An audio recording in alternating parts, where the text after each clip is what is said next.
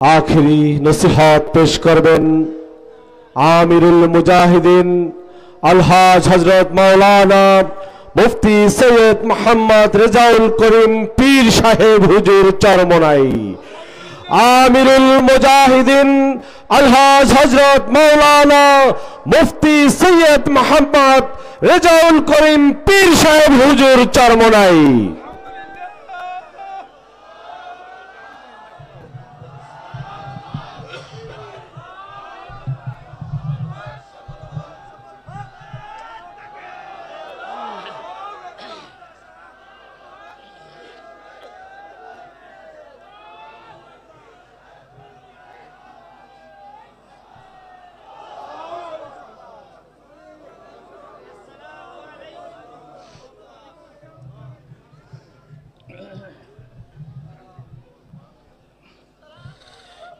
वालेकुम अस्सलाम व रहमतुल्लाह।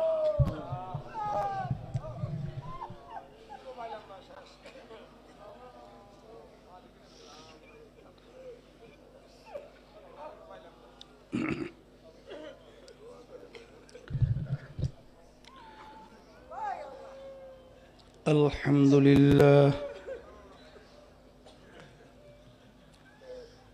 अल्हम्दुलिल्लाह नहमदुहु व नस्तईनुहु व नस्तगफिरुह व नऊज़ु बिल्लाहि मिन शुरूरि अनफुसिना मन यहदिहिल्लाहु फला मुदिल्ल लहु वमन युضلله फला हादिय लहु वनशहदु अन ला इलाहा इल्लल्लाह वहदहु ला शरीक लहु वनशहदु अन्ना मुहम्मदन अब्दुहु व रसूलुहु अम्मा बअदु फअऊज़ु बिल्लाहि मिनश शैतानिर रजीम बिस्मिल्लाहिर रहमानिर रहीम या अय्युहल्लज़ीना आमनू सल्लू अलैहि वसल्लिमू तस्लीमा। अल्लाहुम्मा सल्लि अला सय्यिदिना व नबियिना शफीइना व हबीबिना व मौलाना मुहम्मद सल्लल्लाहु अलैहि व अला आलिहि व अस्हाबिहि व बारक व सल्लम। अल्लाहुम्मा सल्लि अला सय्यिदिना व नबियिना शफीइना व हबीबिना व मौलाना मुहम्मद सल्लल्लाहु अलैहि व अला आलिहि व अस्हाबिहि व बारक व सल्लम। अल्लाहुम्मा सल्लि अला सय्यिदिना व नबियिना शफीइना व हबीबिना व मौलाना मुहम्मद सल्लल्लाहु अलैहि व अला आलिहि व अस्हाबिहि व बारक व सल्लम। अऊज़ु बिल्लाहि मिनश शैतानिर रजीम बिस्मिल्लाहिर रहमानिर रहीम वलक़द कर्रमना बनी आदम सदक़ल्लाहुल अलिय्युल अज़ीम। शुक्रिया आदाय करतेছি মহান রব্বুল আলামিনের দরবারে। রব্বুল আলামিন অর্ধমরা ঘুম থেকে সুস্থ সহি সালামত উঠাইয়া চরমোনাই মাদ্রাসার মাহফিল অগ্রহায়ণ মাসের শেষ দিন শেষ বৈঠক কারো জন্য জীবনের শেষ বৈঠকও হতে পারে, ফজরের নামাজের পরে আমার এক ভাইকে জানাজা নামাজ পড়িয়া চির বিদায় করে দিলাম, আর কোনোদিন আসবে না। মামলা দুই প্রকার, একটা দুনিয়ার আর একটা আখেরাতের। দুনিয়ার মামলা যদি কেউ 5 বারও ঠকে, আবার ওই মামলায় তদবিরের মাধ্যমে জিতবার আশা করতে পারে, আপিলের মাধ্যমে। কিন্তু আখেরাতের মামলায় যদি খোদা না খাস্তে একবার কেউ ঠকে, আর দ্বিতীয়বার দুনিয়াতে আসার সুযোগও নাই, আর আপিল তদবিরের সুযোগ নেই, জেতারও কোনো আর আশা নাই। এই দুনিয়ায় থাকা অবস্থায় আখেরাতের স্থায়ী জিন্দেগি, সম্বল সম্পদ কামাই করার পরেই রওনা করতে হবে।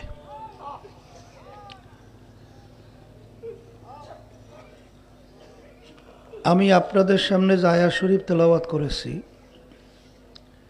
আয়াতের ভিতরে রব্বুল আলামিন বলেছেন, যত মাখলুকাত আমি সৃষ্টি করেছি এর ভিতরে সর্বশ্রেষ্ঠ সম্মানিত করে আমি মানুষকে সৃষ্টি করেছি। সবাই বলি আলহামদুলিল্লাহ। তাহলে আমরা যারা মানুষ, সৃষ্টির সেরা। কিন্তু আল্লাহ রাব্বুল আলামিন অন্য আয়াতে বলেন, উলাইকা কাল আনআম, এক শ্রেণীর মানুষ চতুষ্পায় জানোয়ারের মতো, গরু ছাগল ভেড়া। এরপরে আল্লাহ বলেন বাল হুম আদল, তার চেয়েও খারাপ। এরপরে আল্লাহ বললেন শাররুল বারিয়া, এক শ্রেণীর মানুষ সমস্ত মাখলুকাতের ভিতরে নিকৃষ্ট, তাও কিন্তু মানুষ। কোন মানুষ সম্মানিত, কোন মানুষ নিকৃষ্ট, এইটা বুঝবার জন্য, বুঝাবার জন্যই মাহফিলের ব্যবস্থা। ওমর ফারুক রাদিয়াল্লাহু তাআলা আনহু প্রথম অবস্থায় কাফেরদের অন্তর্ভুক্ত ছিল। কাফেরদের ভিতরে আলোচনা হয়েছিল, মিটিং হয়েছিল। সরদার দোজাহান মুহাম্মদুর রাসূলুল্লাহ সাল্লাল্লাহু আলাইহি ওয়াসাল্লাম, তার মাথা মোবারক কে কেটে নিয়ে আসবে 100 লাল উট পুরস্কার। নাউযুবিল্লাহ। কেউ সাহস পায় না। ওমর ফারুক রাদিয়াল্লাহু তাআলা আনহু তরবারি নিয়ে দাঁড়ায় গেছিল, আমি পারবো। নাউযুবিল্লাহ। কাফেররা অপেক্ষা করতেছে। তিনি রওনা করছেন, আল্লাহ নবী সাল্লাল্লাহু আলাইহি ওয়াসাল্লাম মাথা মোবারক নিয়ে আসবেন। পথের মধ্যে কি ঘটনা হয়েছে আমরা অনেকেই জানি। ওই তরবারি নিয়ে সর্বপ্রথম আল্লাহ হাবিব সাল্লাল্লাহু আলাইহি ওয়াসাল্লাম সহ ইসলামের পক্ষে প্রকাশ্যে দাওয়াত নিয়া, এই মাইকটা গুনগুন বেশি করে নাকি, এত বাড়াইও না, হালকা রাখো। রাস্তায় নামছিলেন। এখন যদি জিজ্ঞাসা করেন বা জিজ্ঞাসা করি, উত্তর কি আসবে?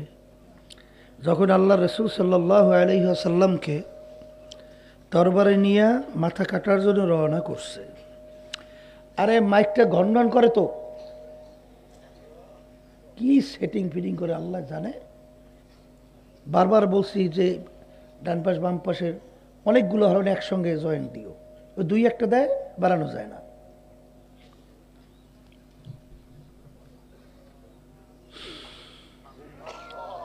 যখন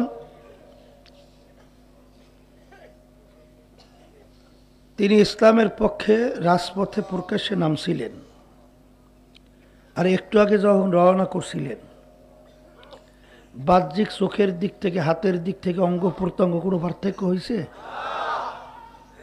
একটু আগে তার চক্ষু 2টা, পরবর্তীতে হাতের দিক থেকে পা, অন্য অঙ্গ প্রত্যঙ্গ কোনো পার্থক্য। কিন্তু একটু আগে ছিল সমস্ত মাখলুকাতের ভিতরে খারাপ, আর একটু পরে হয়ে গেল মাখলুকাতের ভিতরে সম্মানিত। পার্থক্য কোন জায়গায় হলো বলেন? কলবের পার্থক্যের কারণে যেই মানুষটা ছিল আগে জাহান্নাম মুখী এখন হয়ে গেছে বেহেশত মুখী।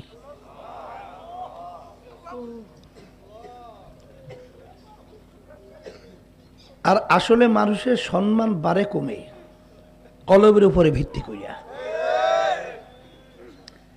আল্লাহ রাসূল সাল্লাল্লাহু আলাইহি ওয়াসাল্লামের ওই যে হাদিস, আল্লাহ রাসূল সাল্লাল্লাহু আলাইহি ওয়াসাল্লাম বলছিলেন সাহাবায়ে কেরামদেরকে নিয়ে বসা মসজিদের মধ্যে, একজন সাহাবা ঢোকার পরে আল্লাহ রাসূল সাল্লাল্লাহু আলাইহি ওয়াসাল্লাম বলছিলেন, তোমরা বেহেশতি লোক দেখতে চাইলে দেখে নাও। মানে তাকে ইঙ্গিত করে বলছিলেন। দ্বিতীয় দিন বললেন একই ব্যক্তি, তৃতীয় দিন বললেন একই ব্যক্তি।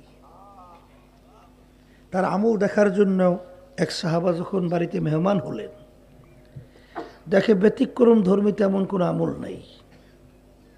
সারা রাত জায়গায় ইবাদত করা, সারা রাত্র তাহাজ্জুদের ভিতরে থাকা, কোরআন তেলাওয়াতের ভিতরে থাকা, এরকম খুব ব্যতিক্রম কোনো আমল নেই। এশার নামাজের পরপরই দোয়া পড়ে ঘুমিয়ে গেছে, আল্লাহুম্মা বিইসমিকা আমুতু ওয়া আহইয়া। আবার সুবহ সাদেক হয়েছে, আলহামদুলিল্লাহিল্লাযী আহইয়ানা বা'দা মা আমাতানা ওয়া ইলাইহিন নুশুর। আবার উঠে গেছে। এরকম দেখার পরে তিনি চিন্তা করলেন এমন ব্যতিক্রম আমল তার কি? আল্লাহ রাসূল সাল্লাল্লাহু আলাইহি ওয়াসাল্লাম তাকে বেহেশতের সুসংবাদ বারবার দিতেছেন। রওনা করে আসার সময় বলতেছেন, ভাই আমি যে আপনার আমল দেখছি, এর কোনো বাহিরে ব্যতিক্রম কোনো আমল কি আপনার আছে? বল না ভাই, এসে ব্যতিক্রম আমলটা বানাবার নাই। আরও চিন্তায় পড়লেন ব্যাপার কি। পরে বলতেছে, ভাই শোনেন, আর একটা আমার আমল আছে। কি? আমার কলবটা একেবারে ঝকঝকে পরিষ্কার। কলবের ভিতরে করে হিংসা নাই। কলবের যে উল্লেখযোগ্য 10টা রোগ, তাকাব্বুরি, হিংসা, রিয়া, হুব্বে যা, হুব্বে মাল, রাগ, এই যে বিভিন্ন ধরনের রোগগুলো যে বারবার আলোচনা করা হয়, বলে এগুলো থেকে আমার দিলটা, কলবটা একেবারে পরিষ্কার। বেলাল হাবশী রাদিয়াল্লাহু তাআলা আনহু গোলামের ছেলে, গোলাম, পয়সার দিক থেকে নিঃস্ব, চেহারার দিক থেকে কালো, শিক্ষার দিক থেকে বকালাম, নাই বংশ, নাই চেহারা, নাই শিক্ষা, নাই দেখতে সুন্দর, কিন্তু আল্লাহ এবং আল্লাহ রসুলের কাছে তার কত মর্যাদা, কত সম্মান। ওমর রাদিয়াল্লাহু তাআলা আনহু বলতেন, সাইয়্যিদানা বেলাল, আমাদের সরদার বেলাল। কি আল্লাহ রসুল সাল্লাল্লাহু আলাইহি ওয়াসাল্লাম শোনেন না, যেই বাহনের উপরে থাকবে, বেহেশতে ঢুকবে, রশি থাকবে কারাতে, বেলাল আসবে। এই সম্মান কোন দিক থেকে? কলব ভালো হওয়ার কারণে।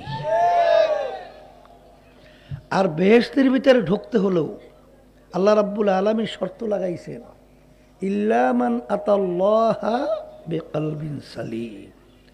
এক সূরার ভিতরে প্রায় 9টা কসম করার পরে আল্লাহ বলেন, ক্বাদ আফলাহা মান যাক্কাহা ওয়া ক্বাদ খাবা মান দাসসাহা। যার কলব ভালো, সে ভালো, সেই নাজাত পেয়ে জান্নাতি। আর যত গন্ডগোল আর যত ঝামেলা, এই যে হব্বে যা, হব্বে মাল, এই কারণেই কিন্তু পীরের পীরগিরি শেষ, আলেমের আলেমগিরি শেষ, মুফতির মুফতিগিরি শেষ, যত বর্মেয়া বর্মেয়াগিরি শেষ, মূলত হব্বে যা, হব্বে মাল। আর আল্লাহ রসুল সাল্লাল্লাহু আলাইহি ওয়াসাল্লাম বলছেন, হুব্বুদ দুনিয়া রাসু কুল্লি খতিয়াতিন। সমস্ত গুনার মূলই হলো এই দুনিয়ার মোহ, এই দুনিয়ার মহব্বত। এই এক কথায় যেটা আমরা বুঝি, এই কারণেই সব শেষ হয়ে গেছে। কথা ঠিক কিনা? এই কলবের রোগ দূর করতে হবে, কলব ভালো কইরেই কবরে যাইতে হবে। কথা ঠিক কিনা? এই কলব ঠিক করার জন্যই এই যে দেখেন তরিকার যে 5 ঔষধ আল্লাহর কুতুবের আপনারা আমার জন্য রেখে গেছেন, তাকাব্বুরি দূর করার জন্য, হিংসা দূর করার জন্য বিভিন্ন ঔষধ বাতাইছেন না? ওই যে বরকের বাদশাহ ইব্রাহিম বিন আদহাম রহমাতুল্লাহি আলাইহির নাম শোনেন নাই? কি শুনছেন? যে মুসাফির যাইয়া বলছিল, বাদশাহ আপনার এই মুসাফিরখানায় থাকতে চাই। রাস্তার পথিক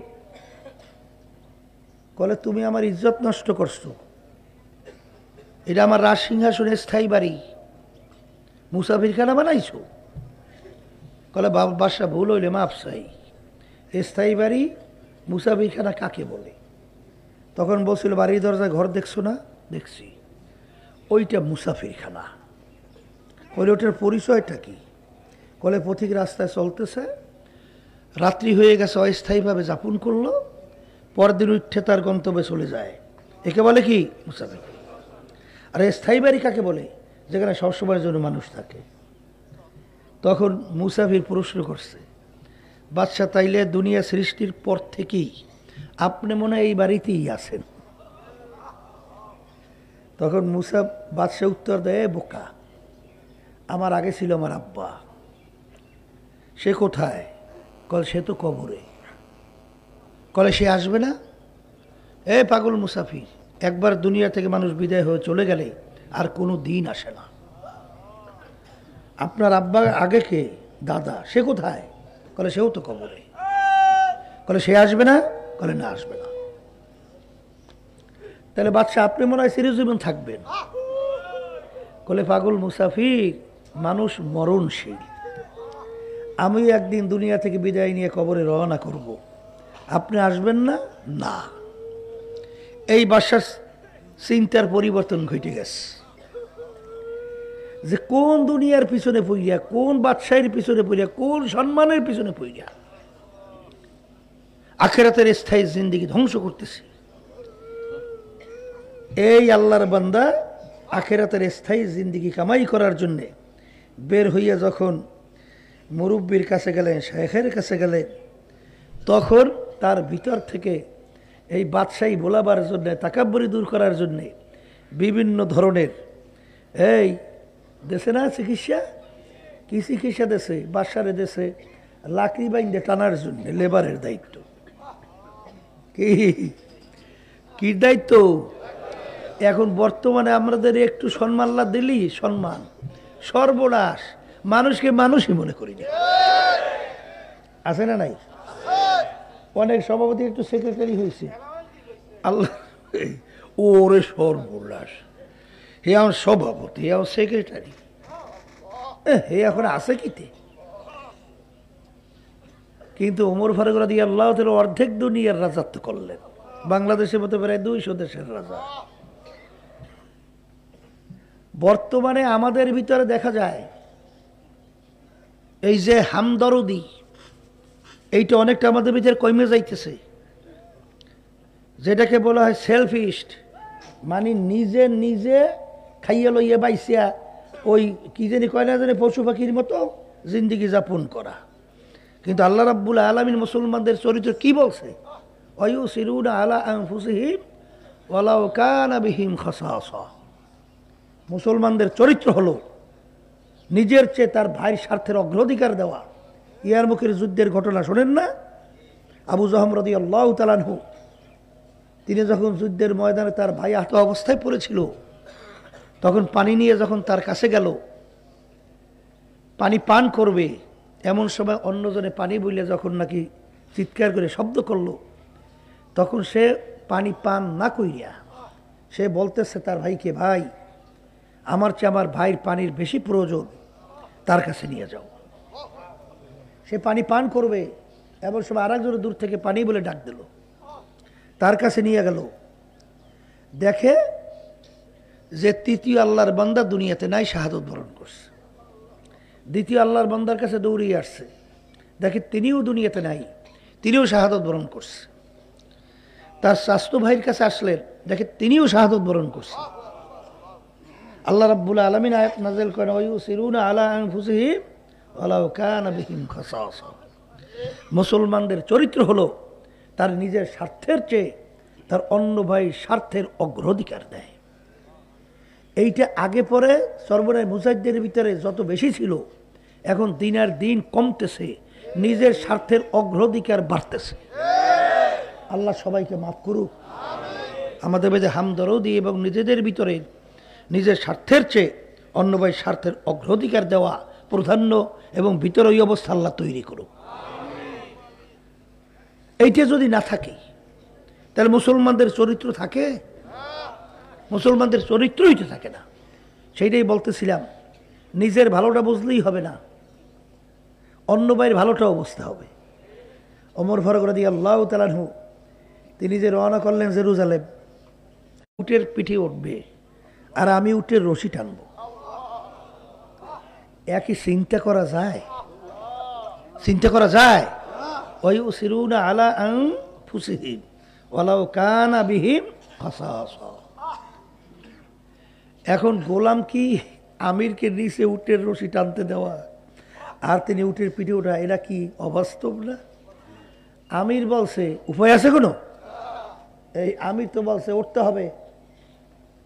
এখন গোলাম তো উটের পিঠে আর আমির রশি টানে, আবার পালাক্রমে আমির উটের পিঠে গোলাম রশি টানে।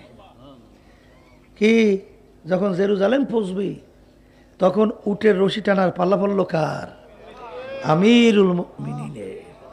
নতুন জায়গা, লোকজন আমিরকে তো ওইভাবে ঠিক উপায় নাই।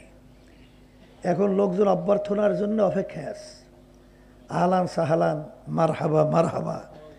আমিরুল মুমিন নারায় তাকবীর আল্লাহু আকবার, উটের কাছে আমিরকে নামাবে।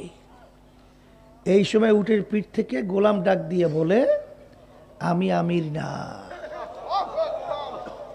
আমির উটের রশি টানতেছে। এইরকম মনের মানুষ যদি একটা সমাজ পরিচালনা করে, তাই সেই সমাজটা বেহেশতের পরিবেশ হয় না? আসতে বলেন। আর বর্তমানে এক শ্রেণী ঢোকছে কুত্তার চরিত্র। কুত্তার চরিত্রটাকে হিংসা। ও আর খাতিল্লে মাতিল্লে দুই একটা আছে না, এই হলো খায়। আর একটা কুকুর, এটার তো প্যাডে ক্ষুদা, সে যখন আসে তখন খেউ খেউ করিয়া হেজারে তাড়াইয়ে দেয়। হ্যাঁ, ওটারও তো প্যাডে ক্ষুদা, প্যাডে ক্ষুদা না? আর ও তো আবার খাওয়ার জন্য সামনে আসে, আবার ভালাই ধুইয়া আবার দৌড় দেয়।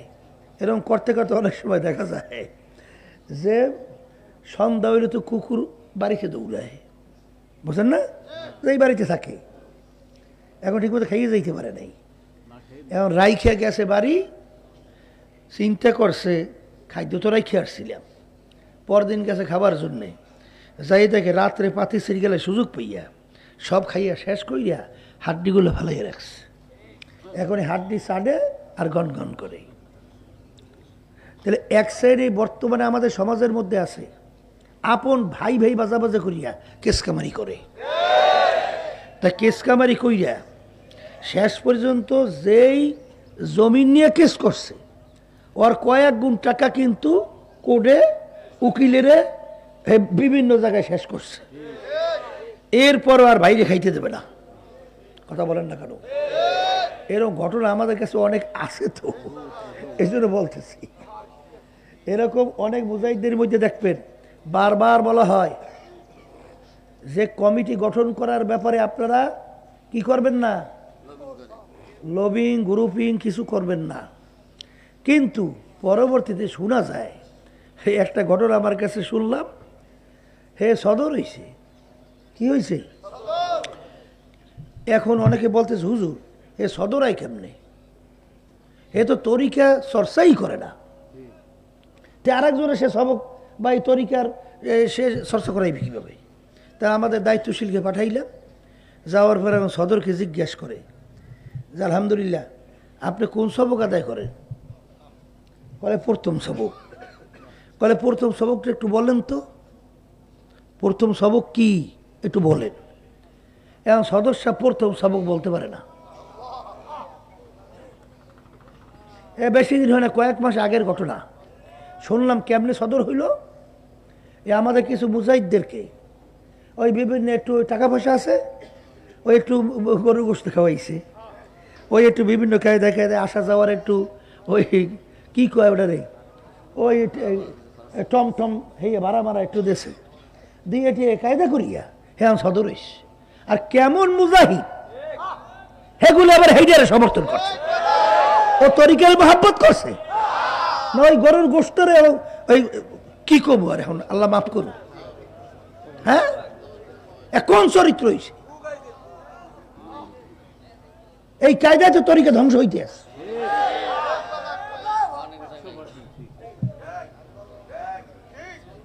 আল্লাহ মাফ করো, এরকম কালো কৌশল করিয়া এমন এই পদের জন্য লালাই তো ঠিক কিনা।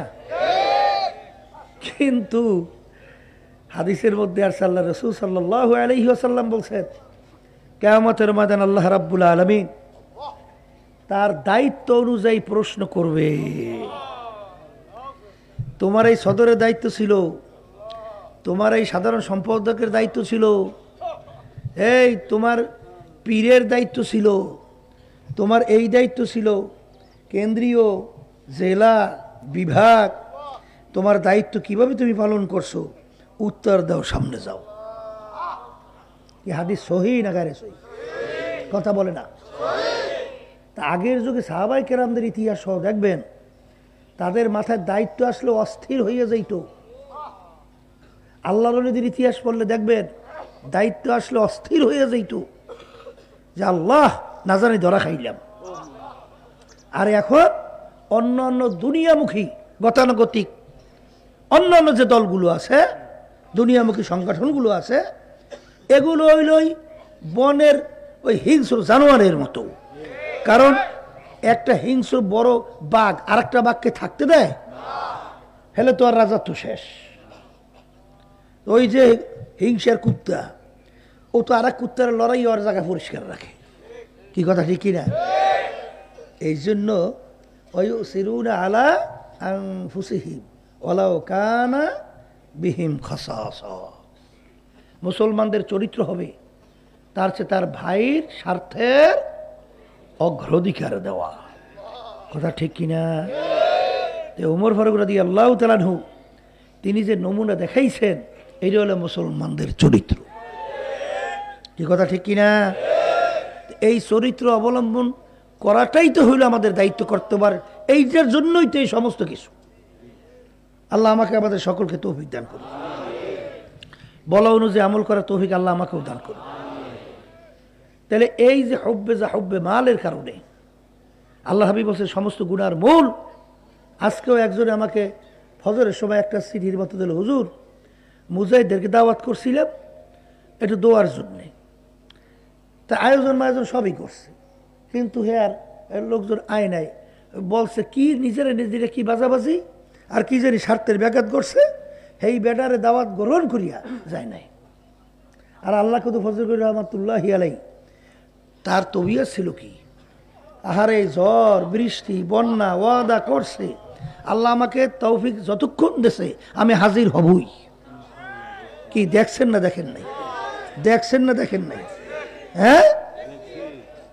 আর আমাদের বর্তমানে কি হয়েছে, বর্তমানে একদল বাইরেছে ওয়াজ করে বিভিন্ন জায়গায়। আমি গেছি হুজুর অমুকের দাওয়াত করছিলাম, এখন সে হুজুর আসবে না, আমার হাতে দুই এক সময় আমি করে দেবে না, আমি কি কথা কব তোমরা বলো। ওয়াদা করে খেলাপ করে, মুনাফিকের চরিত্র। কথা বলে না। আবার টাকা বলে অগ্রিমও নেয়, আবার পরিচয় বলে সর্বনয়ও দেয়। এ আইসে হইল এই সর্বনয় নাম দিয়া ধোকাবাজি ব্যবসা করতে। চরমনাইরে শিখায় নাই, চরমনাইরে শিখায় নাই। এই জন্যই অন্তরের রোগ যখন দূর হবে আল্লাহর রহমতে, দেখবেন ওই মানুষটার মাধ্যমে আপনি দেখবেন তার ঘর কিন্তু বেহেশতের বাগানের মতো হবে। মানে ঘর একটা বেহেশতি পরিবেশ। তার মাধ্যমে তার ব্যবহারে তার স্ত্রী সন্তুষ্ট হবে, সন্তানরা সন্তুষ্ট হবে, তার সাথে যত লোকজন চলবে তারা সন্তুষ্ট থাকবে। এইবার সমাজ সন্তুষ্ট। আর এই ধরনের লোক যখন দেশ চালাইবে, দেশ আল্লাহর রহমতে সর্বদিক থেকে সন্তুষ্ট। আর ওই কুত্তা মার্কা চরিত্র হিংসু ওই যদি ক্ষমতায় যায় তাই যাওয়ার পরে আর একটারে খালি মারলে হইবে না, মাইরে হইয়াবার আবার জবাই করা লাগবে হাতে। কথা বল লাগছে কি এই বাস্তব না বাস্তব? এই যা চরিত্র দূর করার জন্যই এই মুজাহাদা করা লাগবে। কারণ রজানা মিন জেহাদিল আসগারি ইলা জেহাদিল আকবার, সমস্ত এই বড় জেহাদ হলো নফসের সঙ্গে জেহাদ করা, বড় জেহাদ। কথা ঠিক কিনা? আর নফস 3 প্রকার, শোনেন নাই? নফসে আম্মারা, লাওয়ামা, মুতমাইন্না। এই আল্লাহর বান্দারা আম্মারা কাকে বলে? সবসময় গুনার দিকে খেয়াল, গুনাহ করতে ভালো লাগে। এই নফসটা কোন নফস? এবার মুজাহাদার মাধ্যমে, জিকির আজকারের মাধ্যমে, এই সোহবাত, ভালো সোহবাতে থাকার কারণে আল্লাহর ফজলে এইটা পরিবর্তন ঘইটা লাউয়ামায় পরিণত হয়। লাউয়ামা কাকে বলে? গুনাহ করার সময় চুপ, হওয়ার পরে আফসোস, কেন করলাম কেন করলাম। আপনি নিজেই পরীক্ষা করতে পারবেন যে আপনার নফসটা কোন নফস। মুতমাইন্না আল্লাহর রহমতে নেক কাজ করতে পারে, গুনার কাজ ছাড়তে পারে। নেক কাজ করতে পারে, গুনার কাজ ছাড়তে পারে। কেমনে পারে? আল্লাহর কুতুব ফজল করি রহমাতুল্লাহি আলাইহি আব্বাসারের কথা শুনছি। বিবাহের মজলিস, নওশা বারবার বলা হয় কেন? আর আপনারা এই মুজাহাদা কিভাবে করি? এই নওশার স্টেজে বসা করি, নওশা আজকের দিনের বাদশাহ। ওই দেখবেন যে ওই নওশা হয় আর যত বড় মেয়ে আর তার সঙ্গে বরযাত্রী যায় সব নিচেই, আর নওশার জন্য উঁচু একটা জায়গা, দেখছেন? কারণ ওই দিনের জন্য সে বাদশাহ। তাই সেখানে শুনতেছিলাম, মুরব্বীদের কাছে শুনছি, লোকদের কাছে শুনছি, এই শালিরে আসছে দুলাবাইর গলায় মালা পরাইবে, ফুলের মালা আছে না একটা রসম, কিন্তু তখন তারা বেশি বড়ও হয় নাই, যেটা শুনছি আর কি। আব্বাজান রহমাতুল্লাহি আলাইহি, আল্লাহ বেজার হবে, আল্লাহ রসুল বেজার হবে। কথা বুঝেন? এই নওশার এই স্টেজ সাইরিয়া বিয়ার মজলিস বের হইয়া আসছে। এখন বড় মেয়ে আসিল, এ তো নডি খেডি মানুষ, সমাজে অপমান হয়েছে না? জামাই কোন পাগল ধরিয়ে লইয়েছে, উঠে স্টেজ সাইরিয়া চলিয়ে যায়। এখন মনে করছে বিয়া শেষ, বিয়ার হবে না। কিন্তু ওয়াল্লাযীনা জাহাদু ফীনা লানাহদিয়ান্নাহুম সুবুলানা ওয়া ইন্নাল্লাহা লামাআল মুহসিনিন। আল্লাহ রাস্তা খুলবেন যদি মুমিনের চরিত্র অর্জন করতে পারো। উল্টা বিলে নানা আইসা অনুরোধ করে, দুলামিয়া ওরা বোঝে নাই, আপনি কষ্ট নিয়েন না, আসেন। সম্মান আল্লাহ আল্লাহ বাড়াই দিস, সম্মান আল্লাহ আরো। আব্বাজান রহমতুল্লাহ কথা শুনছি, এই এক ঈদের ব্যাপারে কিতাব অনুযায়ী কাল ঈদ করা যাবে না। এখন অনেকে তো ঈদের জন্য ঘোষণাও দিয়েছে। এখন আব্বাজান রহমতুল্লাহি আলাইহি তিনি কিতাব অনুযায়ী উত্তর আলেম ওলামারা দিতে না পারায় তিনি রোজা ভাঙ্গে নাই, সে রোজা ভাঙ্গে নাই। শেষ পর্যন্ত দেখা গেল আব্বাজান রহমতুল্লাহি আলাইহি যেটা বলছিলেন কিতাব অনুযায়ী সেইটাই ফয়সালা হয়েছে।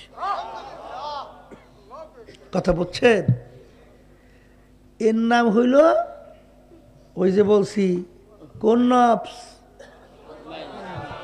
কথা বলছেন? অর্থাৎ গুনাহ ছাড়তে পারে, নেক ধরতে পারে। কে বাজার হবে? দুনিয়ার কে বাজার হবে? কাকে আমি খুশি করব? আমার আল্লাহ খুশি কিনা, আল্লাহ রসুল খুশি কিনা, এইভাবে তারা চলছে। এই নাম হইল নফসে মুতমাইন্না। এগুলো অত সহজে হয় না। যালিকা ফাদলুল্লাহ ইউতিহি মান ইয়াশা। আল্লাহ রাব্বুল আলামিন ফজল করম সারা, এটা বড় কঠিন। এই জন্যই তো আল্লামা এই শেখ সাদি রহমাতুল্লাহি আলাইহি বলেন, আসলে তো আমাদের চিন্তাও নাই, চেষ্টাও নাই, হইবে কিভাবে? কারিমা বেবাক সাহেবার হালে মা কে হাসতা মাসিরে কামান্দে হাওয়া। হে আমার দয়ার মালিক, আমি নফসে আম্মার আর জিনজিরির ভিতরে আবদ্ধ, দয়া মায়া করে তুমি আমার জিনজির থেকে মুক্তি দান করো। এই চেষ্টা না থাকলে ফল পাওয়া যায়? আর যারা বেহেশতে ঢুকতে চান, আল্লাহ রাব্বুল আলামিন শর্ত লাগাইছেন, এই আল্লাহ রাব্বুল আলামিন কিয়ামতের ময়দানে ডাকবেন, শর্ত না ডাকবেন। কি কইয়া ডাকবে? ইয়া আইয়াতুহান নাফসুল মুতমাইন্নাহ ইরজিই ইলা রাব্বিকি রাদিয়াতাম মারদিয়াহ ফাদখুলি ফি ইবাদি ওয়াদখুলি জান্নাতি। হে নফসে মুতমাইন্নার দলেরা আসো, তোমরা আমার বান্দা বান্দীদের কাতারের ভিতরে শামিল হও, বেহেশতের ভিতরে ঢোকো। তাহলে কি বুঝলেন?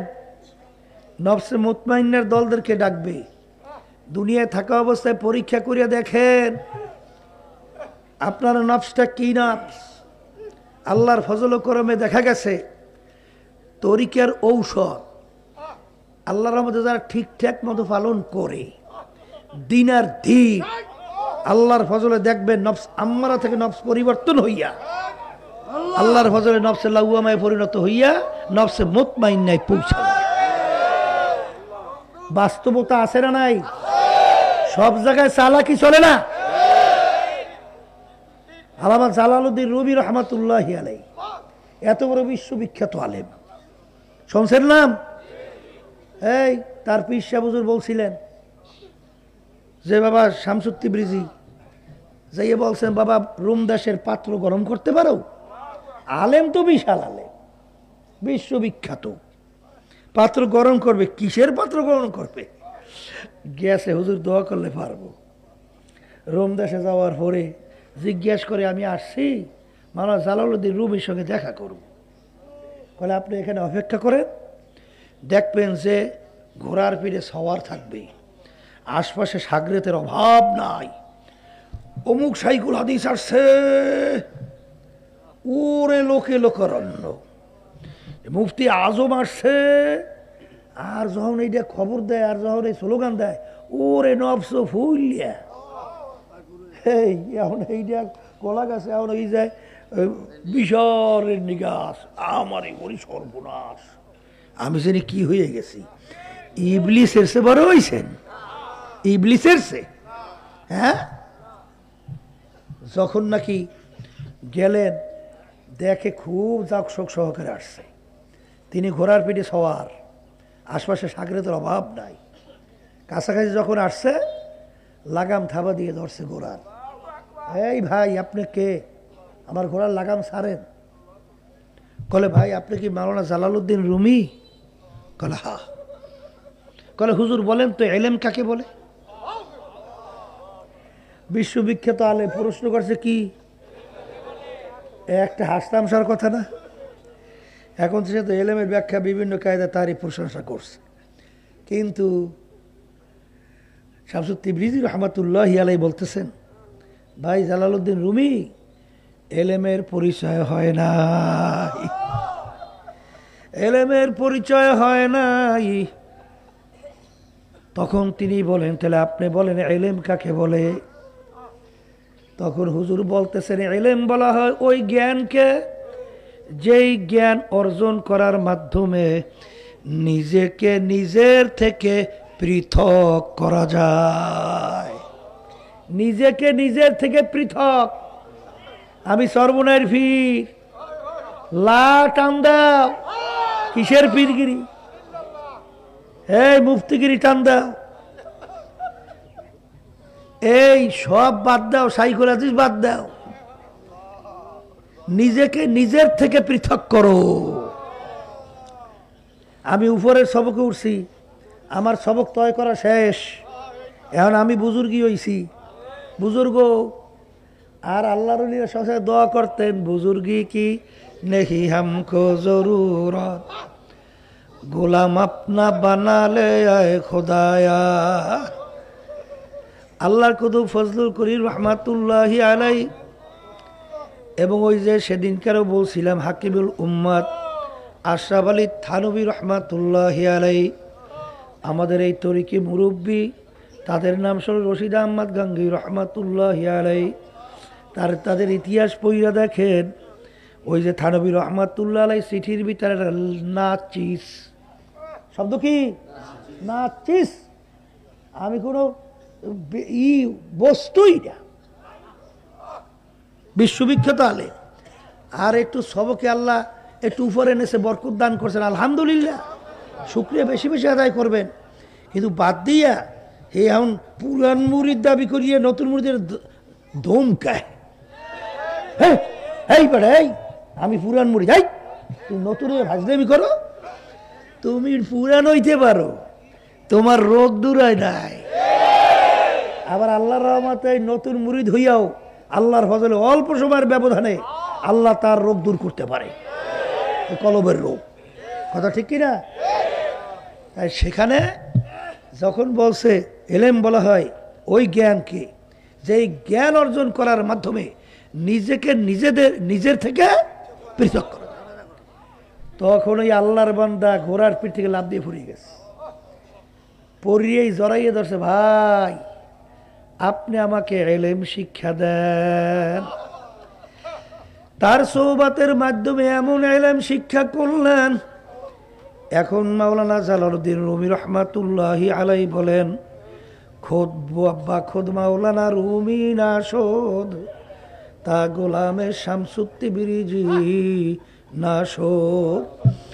আমি রুমি ততক্ষণ পর্যন্ত রুমি হতে পারি নাই যতক্ষণ পর্যন্ত শামসুত্তি ব্রিজির সাগরেদ হইতে পারি নাই।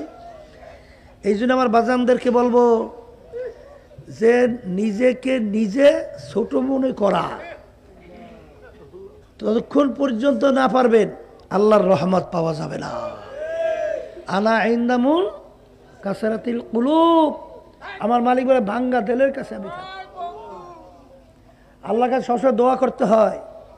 ওই যে শোনেন না যে বলছিলাম আল্লাহ কুদু ফজলুল করিম রহমাতুল্লাহি আলাই, তার কাছে অনেক সময় মোবাইল আসতো, জিজ্ঞাসা করে কে, বলে আমি ফজলুল করিম।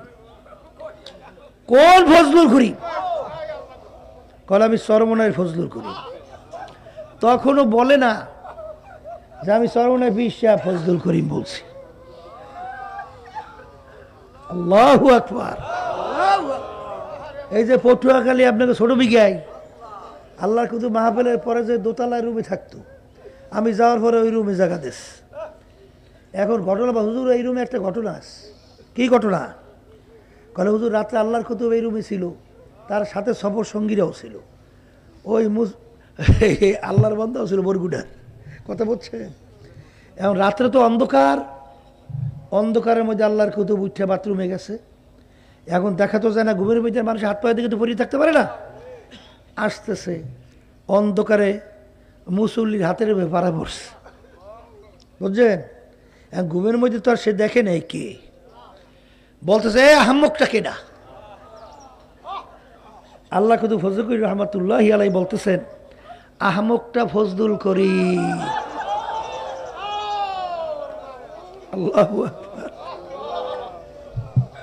मिटा दे अपना हस्ती को अगर कुछ मर्तबा चाहो, केदाना खाक के मेले गोले गुलजार होता है।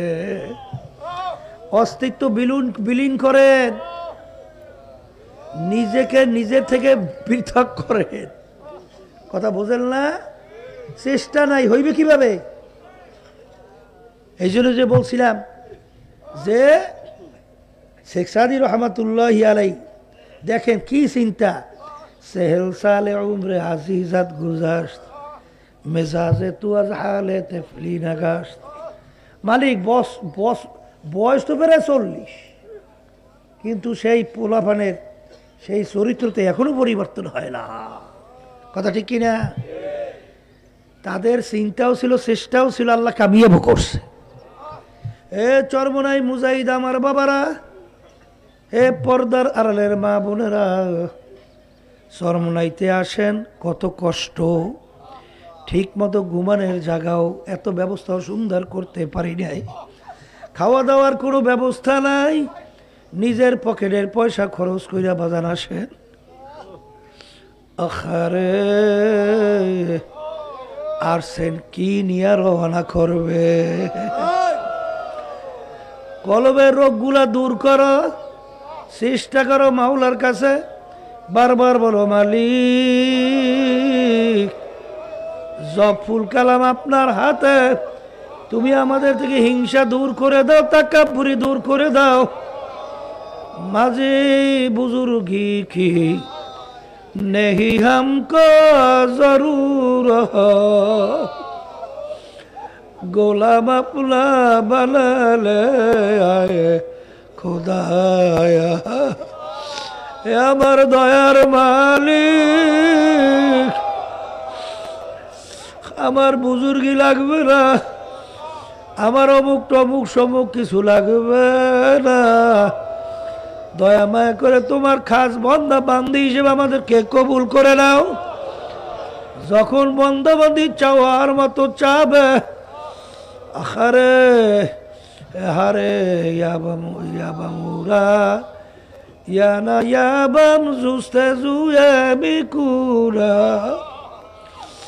হাসিলা ইয়াদ ইয়ানা ইয়াদ আর জুয়ে মিকুরা।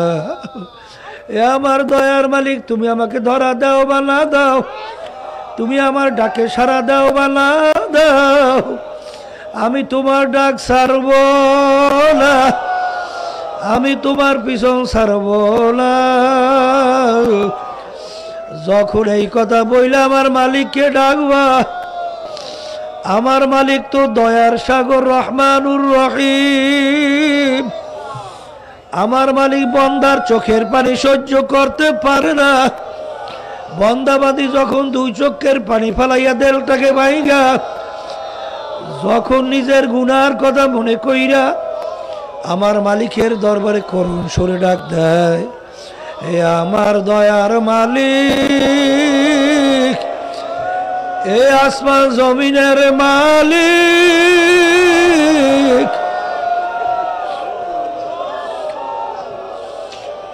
নাফরমান তোমার দরবারে হাজির,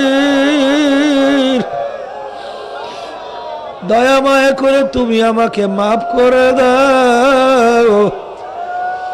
বন্দাবাদী দু চোখের পানি ফালাইয়া দেলটাকে ভাইগা যখন আমার মালিকের দরবারে ডাক দেওয়ার মতো দিতে পারে, তখন আমার মালিক বলেন, কুলিয়া ইবাদিয়াল্লাযীনা আসরাফু আলা আনফুসিহিম লা তাকনাতু মির রাহমাতিল্লাহ ইন্নাল্লাহা ইয়াগফিরুয যুনুবা জামিআ। বাজা বাজা हर से हस्ती बाजा दर का पेरो गिबरो पुरुस्ती बाजा इधर गाहे मदर गाहे नौमिदिनी सदबर अगर तो शिकस्ती बाजा। আমার মালিক ডাক দিয়ে বলে, আব্দুল তোমাকে লাথি মারিয়া বের করে দেয়। হাহারে সন্তান ভয়াবহ অন্যায় করলে অনেক সময় ঘর থেকে বাপ মা বের করে দেয়, কিন্তু আমার মালিক এত দয়ার মালিক। এই মাইকের পাশে শব্দগুলো একটু বাড়া, দূরের শব্দটা হালকা কমাও। আল্লাহু আল্লাহ, আমার মালিক দয়ার মালিক। এত মালিকের সঙ্গে অন্যায় করলাম, নাফরমানি করলাম, আহারে আমার মালিক বলেন, নৈরাশার দরবার না। এ বান্দা বান্দি পাহাড় পরিমাণ গুনাহ করবি, এমনকি শিরকির মতো তোর থেকে গুনাহ হয়ে যায়। গুনাহ হওয়ার পরে তুই যখন দুই চোখের পানি ফালাইয়া দুই হাত আমার দরবারে উঠাইয়া ডাক দেবে, হে দয়ার মালিক, তোমাকে পাওয়ার জন্য ফজরের সময় মুয়াজ্জিন যখন আসসালাতু খায়রুম মিনান নাওম, ঘুম হইতে নামাজ ভালো, আহারে ঠান্ডার ভিতরে ল্যাপ কম্বল ফালাইয়া মালিক তোমারে তালাশ করছি, মসজিদের মধ্যে হজের মধ্যে যাইয়া তোমার ঘরে চতুর্পাশে ঘুরছি, তওয়াফ করছি, তোমাকে তালাশ করছি, সাফা মারওয়ায় দৌড়াইছি, তোমাকে তালাশ করছি, আরাফাতের ময়দানে তোমাকে তালাশ করলাম, মিনার ভিতরে তালাশ করলি, ঘর বাড়ি ফালাইয়া সর্বনার ময়দানে আসি। আল্লাহ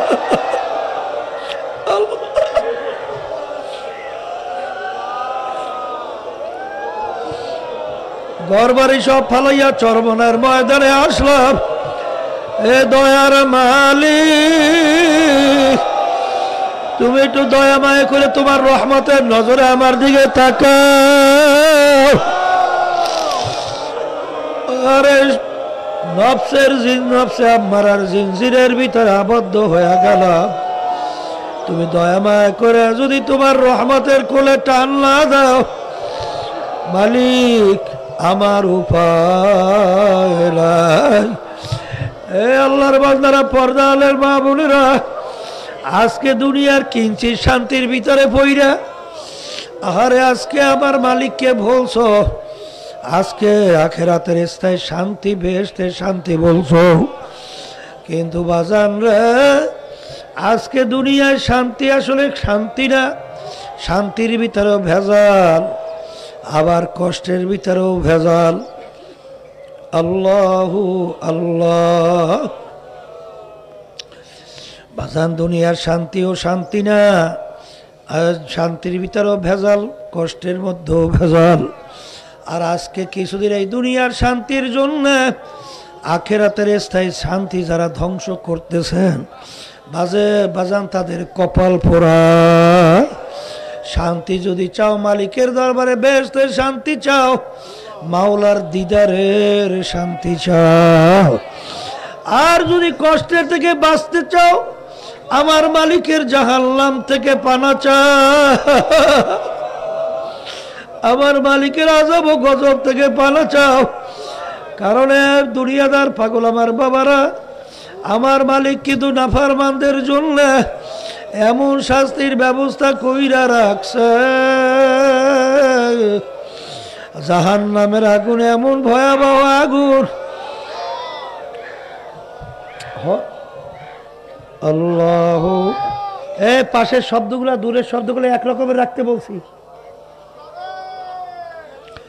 আল্লাহু আল্লাহ,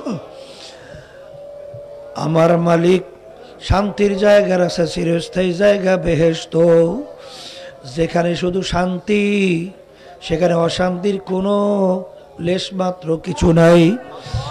আর এমন শাস্তি যেখানে শান্তির কোনো চিহ্ন নাই। এই আল্লাহর বান্দারা, পর্দা আলের মা বোনেরা, আসলে তোমার আমার চিন্তাও নাই, চেষ্টাও নাই। আমার মালিক জাহান্নামের আগুন জ্বালাইয়া, আরে দুনিয়ার আগুনের চেয়ে 70 গুণ তেজের আগুন। আরে জাহান্নামীরা জাহান্নামে যাওয়ার পরে জাহান্নামের আগুনে জ্বলতে জ্বলতে পেটের ক্ষুধায় চিল্লাবে, আরে খাদ্য মালিক দাও। জাহান্নামের তলস থেকে জাক্কুম গাছ উঠবে, কাঁটাযুক্ত বিষাক্ত গাছ। আমার মালিক ফেরেশতারা বাগানের জাক্কুম গাছে নিয়ে যাও। যখন পেটের ক্ষুধায় হাউ হাউ করে খাওয়া শুরু করবে, কিছু পেটের ভিতরে, কিছু গলার ভিতরে আটকে যাবে, নিচেও যায় না, উপরেও যায় না, পেটের ভিতরে যাইয়া আকাগলিল হামিম, পেটের ভিতরে গরম পানি যেরকম টকবক করে উতলায়। আমি বলি না, আমার আল্লাহ বলছে, শোনাইতে আছি। পেটের ভিতরে যাইয়া নারী বুড়ি গুলো পচাইয়া, আল্লাহ টকবক করে উতলাইয়া পায়খানা রাস্তা দিয়ে ঝুপ ঝুপ করে বইরা যাবে লা ইয়ামুতু ফিহা ওয়ালা ইয়াহইয়া। বাজান মরণ তালাশ করে পাওয়া যাবে না। ঠান্ডা পানি যাবে, ঠান্ডা পানি চাবে, এমন গরম বিষাক্ত পুইজ। আরে পুইজের রক্ত গরম কইরা যখন ওদের সামনে ধরবে আল্লাহু আকবার, আরে ওই গরমের চোটে চেহারার গোস্ত ঝল্লাপ করিয়া পড়িয়া যাবে। পানির পিপাসা গুলা ডক ডক করে গিল্লা ফেলবে। পেটের ভিতরে যাইয়া সব নারী বুড়ি পচাইয়া গলাইয়া আল্লাহ পায়খানা রাস্তা দিয়ে ঝুপ ঝুপ করিয়া পইরা যাবে। আল্লাহ আপনি আমাকে আমাদের সবাইকে আপনি মাফ কইরা দিয়েন। হে দুনিয়াদার আব্বা আরাম প্রিয় আমার বাবারা, হে ধনী আমার বাবারা, হে এয়ার কন্ডিশনে থাকুন না আমার বাবারা, আল্লাহ আল্লাহ আপনি আমাকে আমাদের সবাইকে মাফ করিয়া দিয়েন। এই পাশের মেয়েকে শব্দগুলো আরো বাড়াও, দড়িগুলো হালকা একটু কমাও। আল্লাহ আল্লাহ আল্লাহ আপনি আমাদের সবাইকে মাফ কইরা দিয়েন। এ বড় লোক আমার বাবারা, এ পর্দার আড়ালের মা বোনেরা, হে দুনিয়াদার বিভিন্ন ধরনের ক্ষমতা সম্পূর্ণ আমার বাবারা, হে পর্দার আড়ালের মা বোনেরা, ভালো করে মনকে বুঝাও, তারপর কবরে রওনা করো। কারণ বাজার আজকে দুনিয়ার ভিতরে ঠান্ডার ভিতরে ল্যাপ কম্বল গাই দিয়া ঘুমাই, আমার মালিক জাহান্নামের ভিতরে ল্যাপ কম্বলের ব্যবস্থা রাখবে।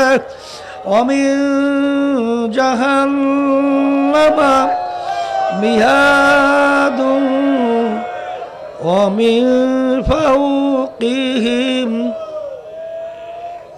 গওয়াশ।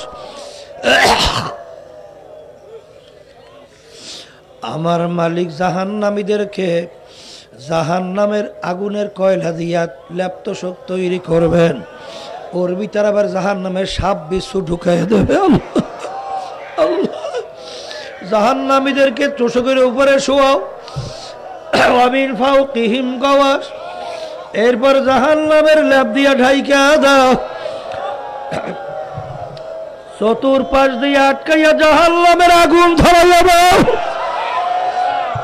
এ বড় লোক আমার বাবারা, এ নতুন যারা চরমনাইতে আসছে, এখনো যাদের দেল নরম হয় নাই, অনেক নতুন আমার বাজানরা আসছো।